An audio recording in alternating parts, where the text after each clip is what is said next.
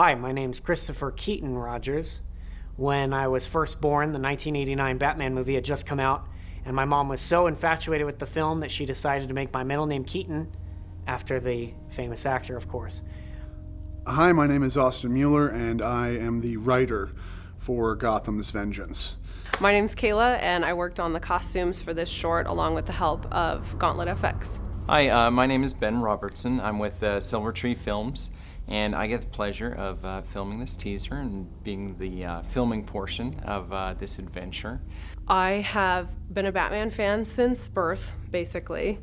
My sister and I actually even dressed up as Batman and the Phantasm for Halloween, albeit poorly, but we still did it.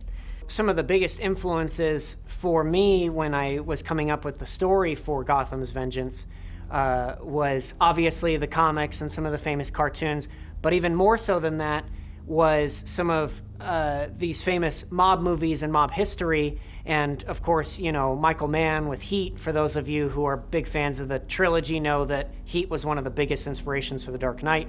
And we really wanted to keep with those same themes. And we really want to show the inner workings of the mob, which is something that we feel is discussed in Batman Begins and The Dark Knight, but doesn't really get to go into too much detail. And that's where we really want to focus our story. And that's why a lot of our villains are going to be mob-related villains. I did broadcast and journalism through high school, debate all the way up until college. I was a communications major. I worked on several passion projects in the Navy as well, all related to writing. But jumping into this was very much jumping in with both feet. I was very privileged and honored to have Kayla and Christopher reveal that story to me and come to me and say, we want you to work on the scripting and the dialogue, bring this to life. And that's probably one of the biggest challenges, but also extremely rewarding.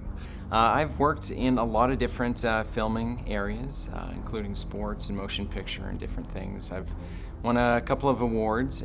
There's a gap in between Batman Begins and The Dark Knight, and we really wanted to show what's going on in that gap, his fight with the mob. And we want to show the inner workings of the mob as he's taking them on, and we get to see, these other characters. I really liked how in the Dark Knight trilogy they explain every detail about Batman. They explain why he has the pointy ears, how he uses his belt, where his, bracer blades came from, things like that. And I definitely want to try to put in similar levels of thought with each character that we see. Why do they have the kind of loadout that they do, or why would they use the things that they do? How can we bring some things that we've seen in the comic books into this real world scene? And as someone who loves the Nolan universe, loves Batman, we wanted to make sure that we did justice to the characters. There are several elements watching this teaser, I'm sure you're aware, that are pulled as inspiration from some of the previous films. For the story, as you guys just saw, Chucky Soul, the mob boss, was killed. For some of you who may know, that is the opener from the Mask of the Phantasm animated film.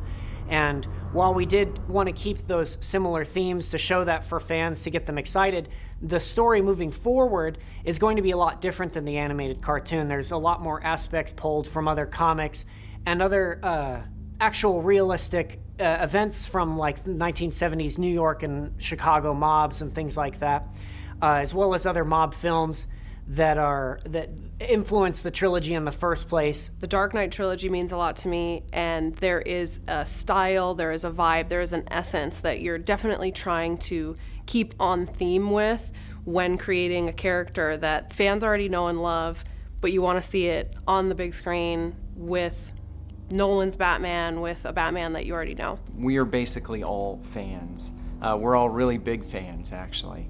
And so especially Chris and Kayla and Austin that's writing, and I get to be the one that helps bring their vision to be. Batman to me is justice. Batman is a sheer force of will.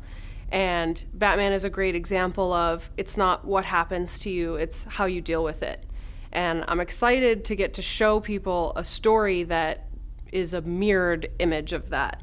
If you guys are able to help us fund this awesome project that we're very passionate about, some of the things that money will go towards is obviously one of the first things is our costumes. Normally, I make replica costumes with in-disguise designs. We strive for detail, we strive for accuracy, and we even push ourselves to try to make the costumes with the same methods that they do in the films. Another thing I would love to get the opportunity to do is when we see Batman set up in his Batcave, there's all these gadgets on the wall that we never actually get to see used in the films. We have some ideas for how we'd like to implement those. We'd like to create those props and actually see them in our story. Filming is expensive. We've got a lot of the equipment already, but there's always things that you run into. There's always more gaff tape, more lights, more tables to break and windows to crash through. So there's all these different things to do with production costs. And so that's part of what you're giving towards. Just the physical, tape and boards and everything to do with production for building the sets and crashing through sets and all the things that we need in daily production. Very excited for what is to come. This is just scratching the surface.